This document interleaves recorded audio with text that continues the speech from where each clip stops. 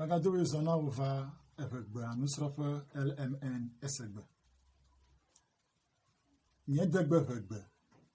Nye gbɔgbɔme kple kodzogbe ƒe dzeside. Nye kple wɔnyela dome ƒe kaƒodzesi gbãtɔ. Nye ŋuti kɔkɔe. Nye bubu kple nye dodoɖedzi. Ma da ɖe dzi ahazãe ɖaa. I welcome you once again. Míaƒe nusɔsrɔ̃ yi ke gome míekpɔ va yia míesrɔ̃ nu tso dzesiwo ŋuti ye míegblɔ be dzesiwo vovototo le wo me tso ŋɔŋlɔ dzesiwo gbɔ eye míekɔ ŋuti. Míelé ŋku ɖe dzesiwo ame 4 ŋuti.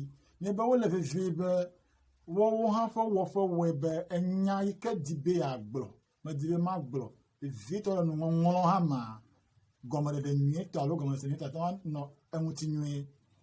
Ke míele dzi ge be míalé ŋku ɖe ŋɔtimegbe dzesi abale ŋkɔ ɖiena. Enye egbe yi ke alo nye dzesi yi ke mízãna yi ke míekpɔ be edona to ŋɔtime ƒe dzesi hã eɖina kpena ɖe ŋuti. Eye ne míakpɔ ƒe kpɔɖeŋua, míakpɔ be a kple ta míakɔ wɔ nyagbe abe ame ɖe bi agblɔ be gã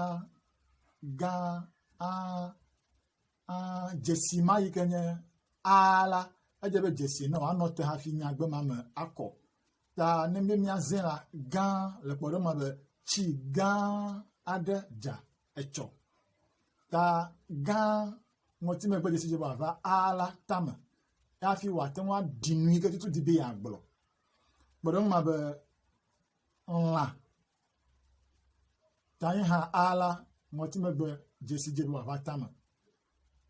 Ta míatsɔ kakɔ wɔ nyagba ɖi lã la bi na ɖuɖu. Ta míava la gbɔ. Kpɔɖeŋu ma be tɔgbinye yi tsieƒe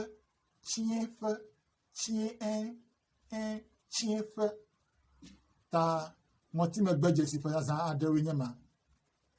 Eye míakpɔ biabia dzesi yevu gɔme be question mark.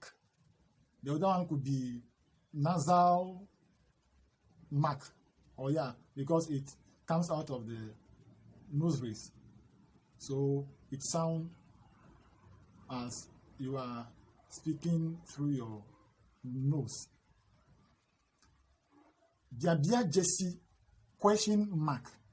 Abale nyagbie di ŋkɔ di zigede ya nye susu yina ɖe ŋkɔ ŋuti ne wo susu yi ɖe ŋkɔ ŋuti ye exɔme ɖe nyuietɔ la awɔe be ne nyagbe nya di ko ke enublibuwo me hã akpa gãtɔ la eme kɔnɔ.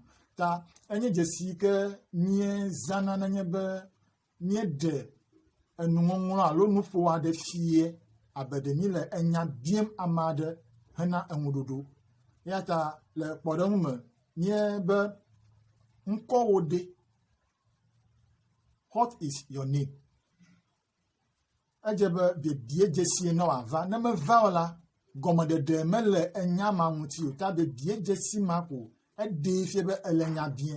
Ne eŋlɔe be ŋkɔwo ɖe, ame ɖe te ŋu xlẽ kura ye wòanya nu ye gblɔm la, ne dzesi ma mele gama o hã la, amie anya nu ye gblɔm le yakea le EÚƐGBEA ƒe dzesiwo zazã dodue me la mede o. Ke wo ŋutɔ ko ya nya nu ye gblɔ ɖoko me gake dzesi ne kpe ɖe ŋuti ke fie be biebie mɔ. Ta na mie meɖo ŋuti na wo la medze agɔ o. Ta edze be míazã dzesiwo alo agblɔ be afi kae netso. Where from you? Afi kae netso. Ta be wole biabie mɔ. Ta dzesi ma yi fie be wole biebie mɔ yi ke hie ne eŋuɖoɖo. Míakpɔ bubu yi ke nye ɣlido dzesi. Exclamation sign, ɣlido dzesi. Wonye dzesi yiwo mízãna le nuŋɔŋlɔ me ne kpɔea anya be o asime si nya ye gblɔm wòle la. Ewo ye le nua xlẽm la axlẽ nu le amie ƒe gbenu. Seselelãme yi ke wòtsɔ kɔ nɔ nua ŋlɔ mi. Le ɣe ma yi me kɔnɔ nya ma gblɔma ewo ye le aɖee afie. Ta ɣlido dzesi abale nya die yi nko yi le do Dzesi anye Dzesi ke ni zan ko de fie be enya fa kpa mami do la alo nue gblɔ mi la mi le gli dom le kpɔɖeŋu ma be ao edze be Dzesi na wava nenye le ŋɔŋlɔ me mate ŋu ŋlɔe ao ko Dzesi na ma vɔ ko ao mede o kpao edze be na wava ta le kpɔɖeŋu me be ame ɖe bi agblɔ be bi ayɔ ame ɖa gblɔ be lee agblɔ be seɖo ame ɖa lee ta nenye ao la ata gblɔ be ao mevo edo li kɔ gblɔ nya nyui alo agblɔ be kpao nye ma yi o nyakpɔ numegbe alo nyasegblɔ Dzesi quotation mark nyasegblɔ alo numegbe Dzesi egɔme nye be abale ŋkɔ yi mega le gblɔm ame aɖe ƒe nya aɖe yi ke wògblɔa edi be yeagblɔ nya aɖe eteƒe pɛpɛpɛ alia mie kɔ gblɔ nyae aɖewo yi agblɔ be le kpɔɖeŋu me agblɔ be o amie le gbɔgblɔm be ne ye hã ye yi la ao ne ye hã ame ma ke wònɔ nya gblɔm ame zã nya gblɔm be ne ye hã ye yi la o akale wòkɔ gblɔ nya gblɔ be ɖekakpuia be ne nye hã me yi la ta ne nye hã me yi la ele kpɔtɔtɔ me yi ke fie be ele nyasegblɔ Dzesi ma me alo numegbe Dzesi ma me be egblɔ be ne nye hã me yi la menye ne ye hã ye yi la o ne nye hã me yi la ta ne bia agblɔ ame aɖe ƒe nume nya tsitotsitoa edze be Dzesi ma ne wòava yi ke ɖe fie be enya nue gblɔ me le yayra gblɔ be menye nyɔnuvi ta enya gbe wògblɔ bi agblɔ nye menye nyɔnuvi adze be nɔ kpɔtɔtɔ me tia la gblɔ be madrɔ ʋɔnu le eteƒe pɛpɛpɛ ta enya gbe ma ye wògblɔ madrɔ ʋɔnu le eteƒe pɛpɛpɛ ta miezãna numegbe amie ƒe numegbe ƒe Dzesi nye ma alo nyasegblɔ Dzesi yi ke yevo be quotation mark akpe na wo le woƒe nukpɔkpɔ ta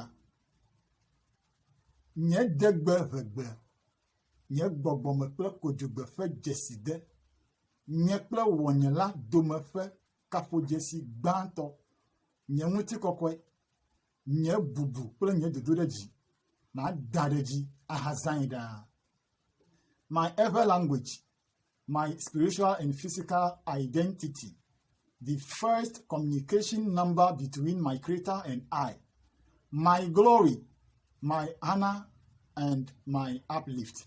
I shall be proud of it and always use it. Thank you. Akpenao be nega dotum e nega pom le yeyi me. Mkonye nye LMN EÚƐGBEA. Akbe nyaga dogo.